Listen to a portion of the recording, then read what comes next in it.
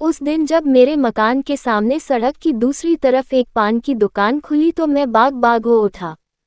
इधर एक फरलांग तक पान की कोई दुकान न थी और मुझे सड़क के मोड़ तक कई चक्कर करने पड़ते थे। कभी वहां कई कई मिनट तक दुकान के सामने खड़ा रहना पड़ता था। चौराहा है, ग्राहकों की हरदम भीड़ रहती है।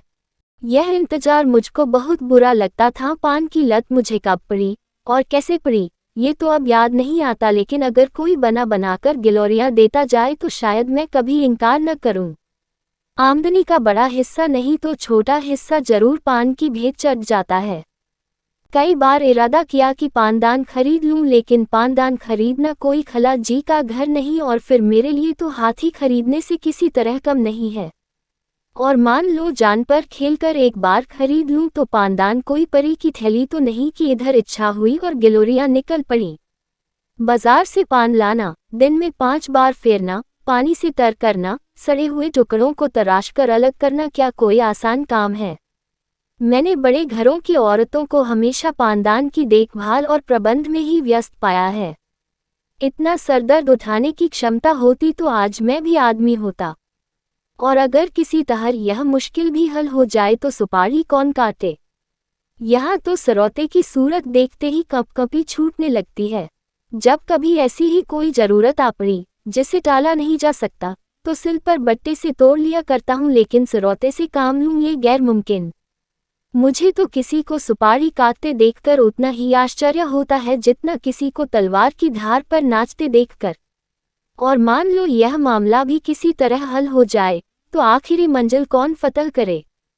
कत्था और चूना बराबर लगाना क्या कोई आसान काम है। कम से कम मुझे तो उसका ढंग नहीं आता। जब इस मामले में वे लोग रोज गलतियां करते हैं तो इस कला में दक्ष हैं तो मैं भला किस खेत की मूली हूँ। तमोली ने अगर चूना ज्यादा कर दिया था कत्था और ले लिया, उस पर उसे एक डांट भी बताए, आंसू पूंछ गए।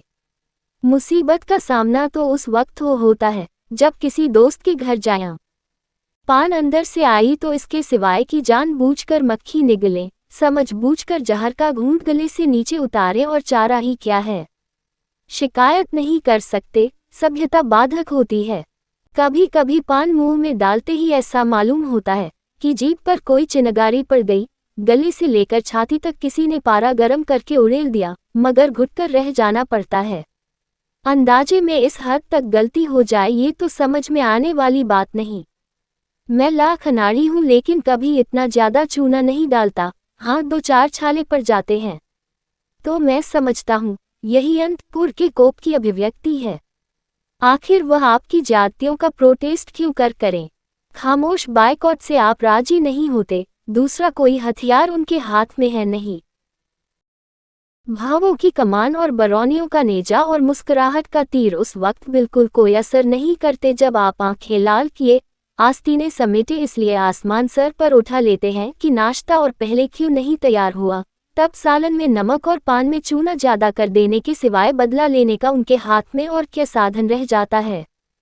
खैर, 3-4 दिन के बाद एक दिन मैं सुबह के वक्त तंबोलिन की दुकान पर गया तो उसने मेरी फरमाइश पूरी करने में ज्यादा मुस्तैदी न दिखलाई। 1 मिनट तक तो पान फेरती रही, फिर अंदर चली गई और कोई मसाला लिए हुए निकली।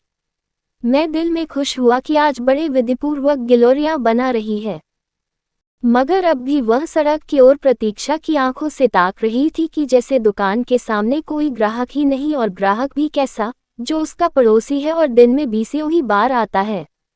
तब तो मैंने जरा झुंझलाकर कहा, मैं कितनी देर से खड़ा हूँ, कुछ इसकी भी खबर है। तंबोलिन ने क्षमा याचना के स्वर में कहा, हाँ बाबूजी, आपको देर तो बहुत हुई लेकिन 1 मिनट और ठहर जाए। बुरा न मानिएगा बाबूजी, आपके हाथ की बोहनी अच्छी नहीं है।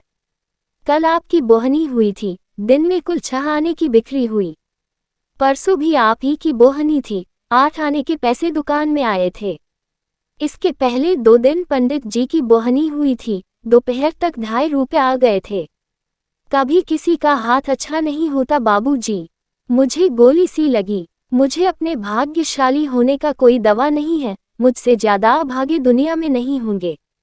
इस साम्राज्य का अगर मैं बादशाह नहीं तो कोई ऊंचा मनसबदार जरूर हूँ। लेकिन यह मैं कभी गवारा नहीं कर सकता कि नहुसत का दाग बर्दाश्त कर लूं। कोई मुझसे बोहनी न कराए, लोग सुबह को मेरा मुंह देखना अपशकुन समझे, ये तो घोर कलंक की बात है। मैंने पान तो ले लिया, लेकिन दिल में पक्का इरादा कर लिया कि इस नहुसत के दाग को मिटाकर ही छोड़ूंगा। अभी अपने कमरे में आकर बैठा ही था कि मेरे एक दोस्त आ गए। बाजार साग भाजी लेने जा रहे थे। मैंने उनसे अपनी तंबोलिन की खूब तारीफ की। वह महाशय जरा सौंदर्य प्रेमी थे और मजाकिया भी। मेरी ओर शरारत भरी नजरों से देखकर बोलग, इस वक्त तो भाई मेरे पास पैसे नहीं हैं और न अभी पानों की जरूरत ही है। मैंने कहा, पैसे मुझसे ले लो। हाँ, यह मंजूर है, मगर कभी तकाजा मत करना। ये तो टेढ़ी खीर है। तो क्या मुफ्त में किसी की आंख में चढ़ना चाहते हो? मजबूर होकर उन हजरत को एक ढोली पान के दाम दिए। इसी तरह जो मुझसे मिलने आया, उससे मैंने तंबोलिन का बखान किया। दोस्तों ने मेरी खूब हंसी उड़ाई, मुझ पर खूब फप्तियां कसी। मुझे छिपे रुस्तम, भगत जी और न जाने क्या क्या नाम दिए गए, लेकिन मैंने सारी आफतें हंसकर टाली। ये दाग मिटाने की मुझे धुन सवार हो गई। दूसरे दिन जब मैं तंबोलिन की दुकान पर गया तो उसने फौरन पान बनाए और मुझे देती हुई बोली, बाबूजी, कल तो आपकी बोहनी बहुत अच्छी हुई, कोई 3.5 रुपये आए। अब रोज बोहनी करा दिया करो। 3-4 दिन लगातार मैंने दोस्तों से सिफारिशें की, तंबोलिन की स्तुति गाए और अपनी गिरह से पैसे खर्च करके सुरखरुई हासिल की। लेकिन इतने ही दिनों में मेरे खजाने में इतनी कमी हो गई कि खटकने लगी। ये स्वांग अब ज्यादा दिनों तक न चल सकता था, इसलिए मैंने इरादा किया कि कुछ दिनों उसकी दुकान से पान लेना छोड़ दूं। जब मेरी बोहनी ही न होगी तो मुझे उसकी बिक्री की क्या फिक्र होगी। दूसरे दिन हाथ मुंह धोकर मैंने एक इलायची खा ली और अपने काम पर लग गया। लेकिन मुश्किल से आधा घंटा बीता हो कि किसी की आहट मिली। आंख ऊपर को उठाता हूं तो तंबोलिन गिलोरिया लिए सामने खड़ी मुस्कुरा रही है। मुझे इस वक्त उसका आना जी पर बहुत भारी गुजरा, लेकिन इतनी बेमुरौवती भी तो न हो सकती थी कि दुत्कार दूं। बोला, तुमने नाहक तकलीफ की, मैं तो आ ही रहा था। तंबोलिन ने मेरे हाथ में गिलोरिया रखकर कहा, आपको देर हुई तो मैंने कहा मैं ही चलकर बोहनी कराऊं। दुकान पर ग्राहक खड़े हैं, मगर किसी की बोहनी नहीं की। क्या करता? गिलोरिया खाई और बोहनी कराई। जिस चिंता से मुक्ति पाना चाहता था, वह फरफंदे की तरह गर्दन पर चिपई हुई थी। मैंने सोचा था, मेरे दोस्त 2-4 दिन तक उसके यहाँ पान खाएंगे तो आप ही उससे हिल जाएंगे और मेरी सिफारिश की जरूरत न रहेगी। मगर तंबोलिन शायद पान के साथ अपने रूप का भी कुछ मोल करती थी, इसलिए एक बार जो उसकी दुकान पर गया, दोबारा न गया।